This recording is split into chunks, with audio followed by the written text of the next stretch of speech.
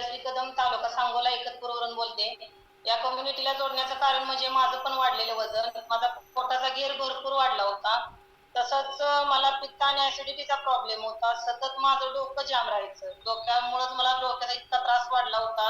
पित्ताचा पण प्रॉब्लेम माझा जास्त होता. चहाची सवय मला भरपूर होती. दिवसातून एक 6-7 वेळा माझा चहा होत होता आणि त्याचबरोबर आठवड्यातून मला उमी गोळी लागायची. 5 ते 6 वेळा तर मला उमी गोळी लागायची. त्याबरोबर मी डोक्याची पण गोळी खायची आणि कमरेच्या माझ्या डाव्या बाजूच्या मणक्यात गॅप पडला होता. त्यामुळे माझ्या पायाची एक बाजू तर पूर्ण बाहेर राहायची आणि मला संध्याकाळची तर झोप अजिबात यायची नाही. चांगलं 10-15 मिनिटाला मला चेंज करावं लागायचं. असंच मला घरातली सगळीच कंटाळली होती, की बाबा एवढ्या लवकर तू असं करते, तसं करते, काम करत नाही, झोपून राहते, असं करते. मुलं सुद्धा माझ्यावर चिडचिड करायची, घरातल्यांची सगळ्यांची ओरडाओरड व्हायची. पण एवढं आमचं नशीब चांगलं आहे, की नशिबानं आम्हाला खरंच ही कम्युनिटी मिळाली आणि ज्यांनी मला मिळवून दिली त्यांच्यासाठी तर मी खूप खूप धन्यवाद आहे. कारण त्यांनी जर आम्हाला या कम्युनिटीला मिळवलं नसतं तर आज हा दिवस सुद्धा बघणं आमच्यासाठी अशक्य होतं.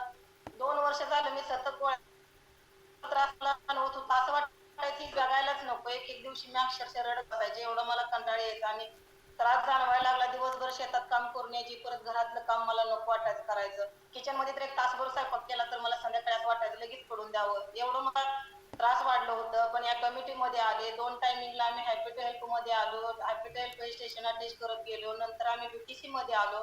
बीटीसी मध्ये आल्यानंतर आपल्या शरीराला व्यायामचं काय महत्व आहे, वर्कआउट आपण कशासाठी व्यायाम केला पाहिजे याचं महत्व आम्हाला बीटीसी मधून समजलं. नंतर हेल्दी पद्धतीने ब्रेकफास्ट आपण कसा घेतला पाहिजे हेही आम्हाला या बीटीसी मधून समजलं. नंतर लंच काय असतो, लंच सुद्धा आपण हेल्दी कसा लंच घेतला पाहिजे हे पण आम्हाला बीटीसी मधून समजलं.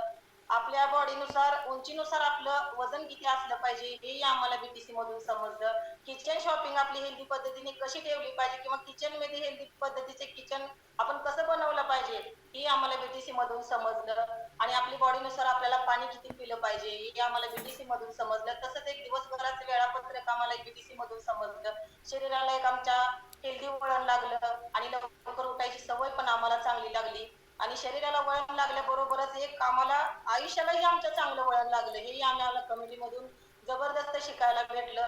4 माणसात आम्ही कसं बोलायचं, कसं वागायचं किंवा कसं दुसऱ्या 4 माणसात कसं बोललं पाहिजे याचंही आम्हाला नॉलेज नव्हतं. पण या कमिटीने आम्हाला एवढं शिकवलं की आज जवळजवळ 500 ते 1000 लोक जरी समोर असली ना त्यात आम्हाला एवढं विशेष वाटतं की आम्ही आमच्यामध्ये एवढं चेंज झालंय. वजन तर माझं 73 किलो होतं, पण आता वजनाबरोबर एवढं काय शिकायला भेटलं आणि वजन तर जबरदस्त माझं आता 6 ते 7वा बीटीसी माझा चालू झालाय. 7वा बीटीसी पर्यंत माझं येत्या 3 महिन्यातच 18 किलो वजन मी कमी केलेलं आहे सर.